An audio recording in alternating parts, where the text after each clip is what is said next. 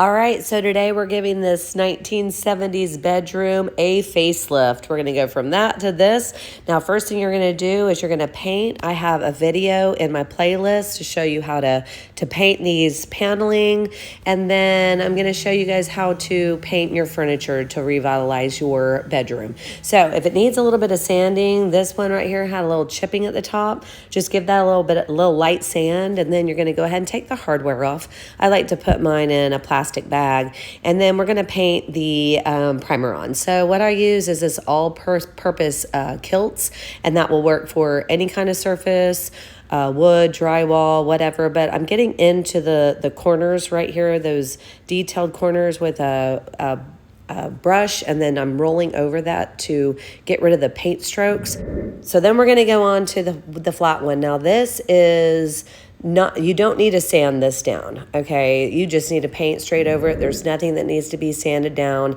If you sand it, it's not going to make a difference. So you're just going to get in those little hard to reach spots with your paintbrush, and then just come back over top of that and use that roller to just smooth those paint strokes out. Make sure you don't get paint on that inside where you see that wood or the drawers can stick, and just lift this up, get the bottoms really well, and then we're going to get the top. So just fill up your paint roller one time for all of this. So you're just going to use a very, very thin coat, get the tops.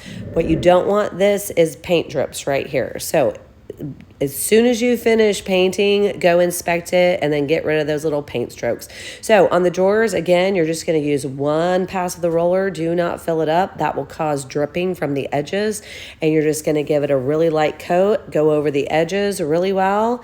And that's all you got to do for the drawers. All right, so I primed everything. We're going to let this dry for about an hour or two. Go ahead and check, because there's some dripping right there you need to take care of. One of the dressers had a little bit of the wood chipping off, so I'm just putting a little bit of wood filler right here. I like to put that on after I prime, and then just give that a little sanding. Then I did a gray coat of paint. Make sure this is paint for wood. And then I'm going to put another coat of white paint on top of it, because we're going to give it a distressed look. So if you just want to paint it one color, you can do that. I'm doing a distressed look, so just take that sander and just kind of go along the edges to kind of expose some of that gray. This one turned out really, really well because it has all that detail in it. So then you're just going to paint those knobs, put them back on. This is what the after looks like. I need to get a new pole for this one because it was that old brass one, but here's the after. Here's what it looks like all done. Now that headboard I made myself, and I did a different video, so I'll post that one as well. Now I got this whole comforter set with the pillows and everything off Amazon for $77. I will list that in the link in the description below. Don't forget to like and subscribe for more tips and tools from Stacy DIY.